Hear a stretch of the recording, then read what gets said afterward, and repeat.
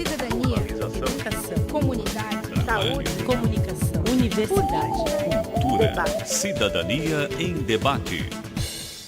Boa noite, estamos começando mais um Cidadania em Debate aqui pela FURB TV.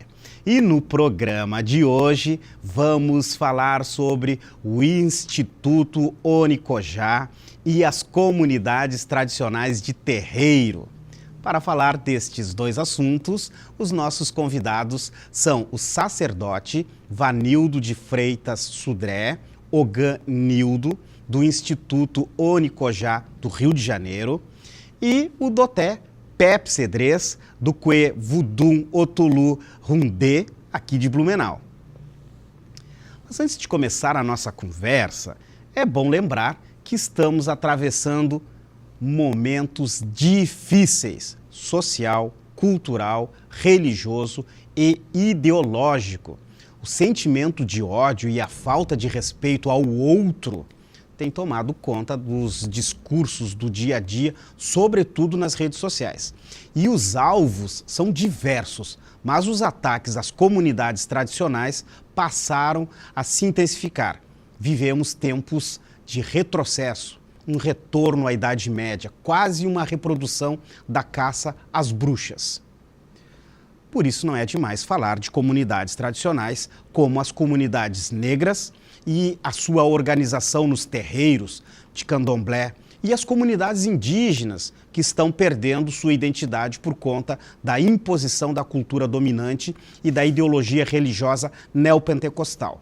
Mas diante disso tudo, vamos começar falando do Instituto Onicojá, que está fazendo um contraponto muito interessante, que merece ser contado aqui para o nosso telespectador de Blumenau e do Médio Vale do Itajaí e mundo afora, né? Porque a gente também está nas redes sociais. Bom, eu vou começar conversando com o Oganildo, né? Carioca, aliás, mineiro, né? Que mora no Rio de Janeiro há bastante tempo. Primeiro, boa noite. Boa noite. Obrigado por estar aqui no Cidadania em Debate. Nada, agradeço. Gostaria que você explicasse o que é o Instituto Onicojá. Tá. Antes de falar do Instituto, eu preciso alongar um pouquinho e falar sobre o Rumpame, que foi onde o Instituto nasceu, né? Sim.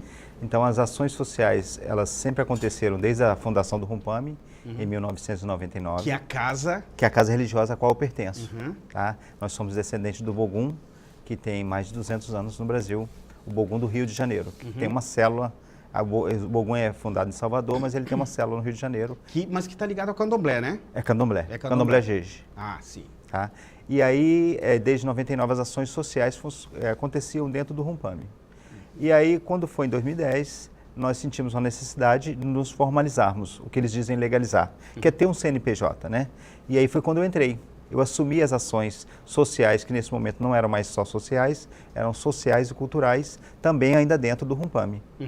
Quando foi em 2014, nós fizemos uma visita à Secretaria de Estado do Rio de Janeiro, e aí nós apresentamos nosso trabalho cultural, que eram as bonecas que eram fabricadas pelos assistidos, e aí uma pessoa disse, nossa, vocês precisam se inscrever para o nosso edital que nós temos de ponto de cultura do Estado do Rio de Janeiro.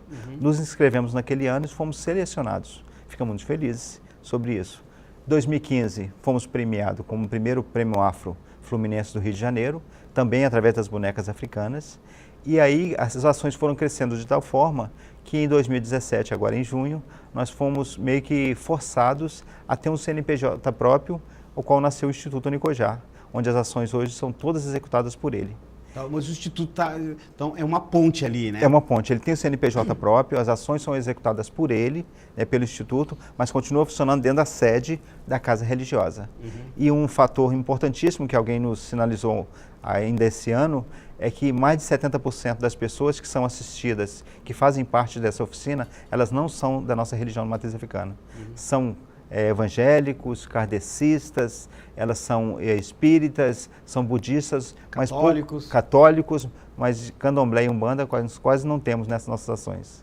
Aliás, você que está em casa acompanhando o nosso Cidadania, você pode, ali vai passar uma página mostrando o Instituto Onicojá, algumas imagens ali de como acontece o trabalho que é desenvolvido no Rio de Janeiro.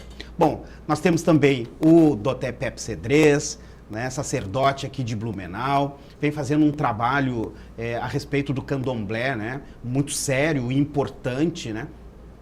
E a gente queria começar, Pepe Cedrez, primeiramente, boa noite, agradecendo a tua presença, falando, né, o que dá para fazer, né, esse trânsito Rio de Janeiro, Blumenau, com a questão das comunidades tradicionais, no caso, o candomblé. Boa noite, Carlos. Obrigado mesmo por estar aqui de novo. Eu sou meio de casa, né? Venho bastante aqui conversar. Eu estava pensando, enquanto o Oganildo... Boa noite, Ogan. Colofé, essa benção.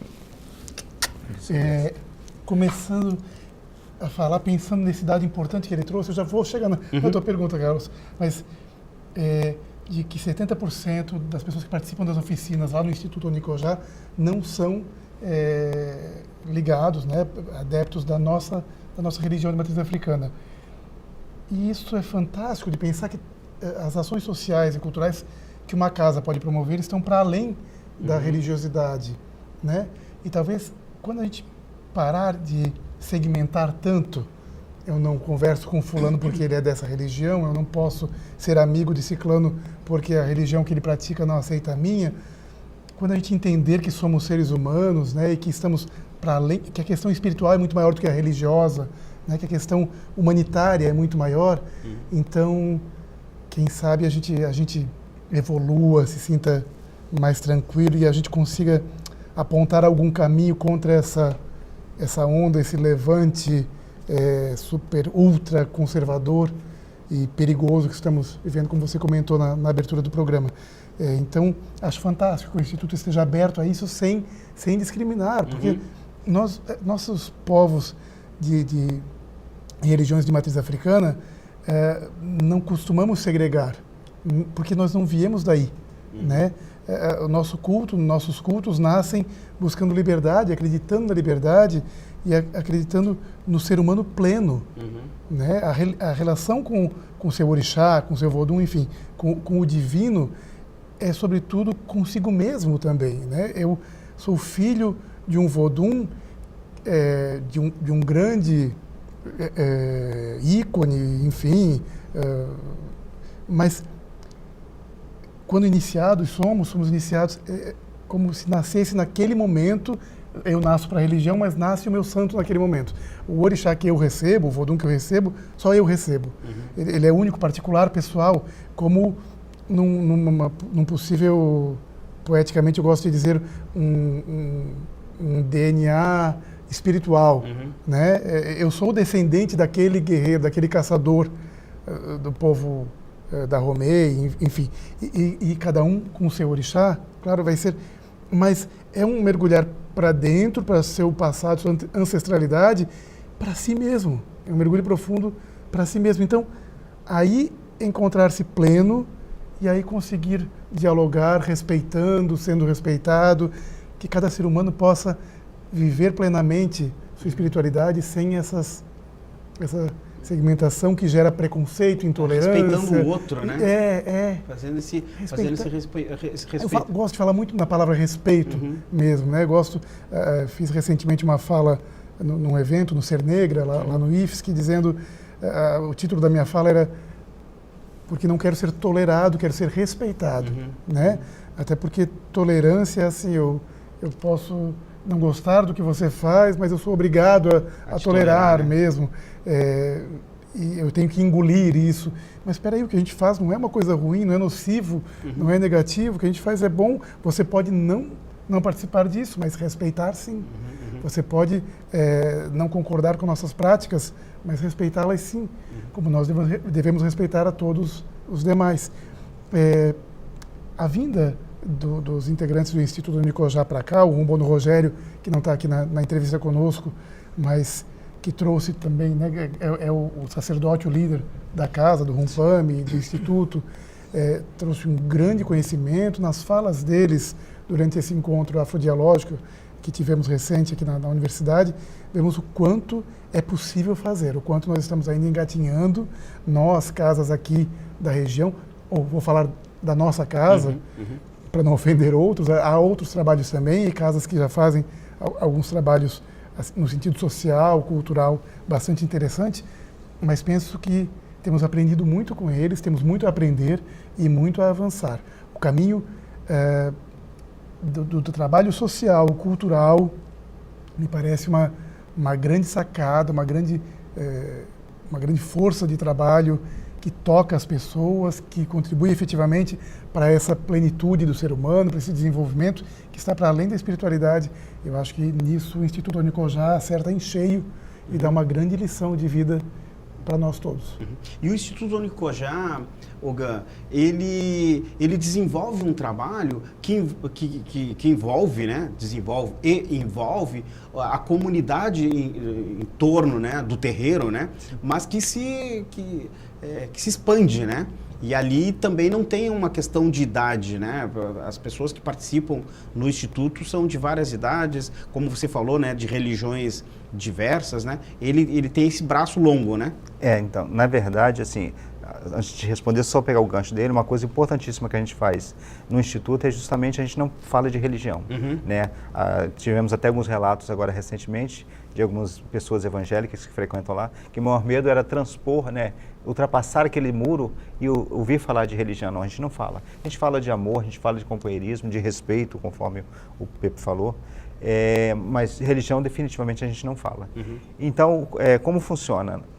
Quando nós começamos as ações, a gente tinha que escolher um público-alvo, né? E aí, por questões ideológicas e por ver a parte mais carente de Sepetiba, nós escolhemos idosos. Porque quem de nós no futuro não vai chegar na nossa velhice e vai dizer: poxa, eu fiz aquela escolha errada, e a última coisa que a gente precisa é uma pessoa que diga: olha, você fez a coisa errada. Você precisa só de um ombro e diga: não, venha que eu te ajudo. E é justamente isso que nós fizemos. E com o crescimento das ações, nós abrangemos isso para pessoas especiais que justamente não dão votos e são esquecidas pela comunidade, que são as pessoas com síndrome de Down, retardo mental severo, pessoas com autismo. Esse é o nosso público-alvo, né? Nosso público bacana, que a gente diz. Que, embora muitos deles iniciem sem muita habilidade para o artesanato, com o tempo a gente consegue tirá-los do ostracismo, daquela depressão, daquele abandono, e eles conseguem se autovalorizar, saber que eles são sim, são válidos, que eles são sim capazes e que, independente de votarem ou não, eles são sim seres humanos importantes para a gente. Olha que legal. Bom, a gente está recebendo aqui 2 sacerdotes de candomblé e a gente está fazendo uma ponte aí, Rio, Blumenau, a partir do Instituto Onicojá. E o Onicojá, que é um instituto desenvolvido a partir de um terreiro de candomblé e que aqui em Blumenau começa também a olhar o trabalho lá e que de repente pode ser aplicado aqui também. A gente vai fazer um pequeno intervalo. Na volta, vamos falar mais aí a respeito dessas comunidades tradicionais e de como é possível avançar além do terreiro. Já voltamos.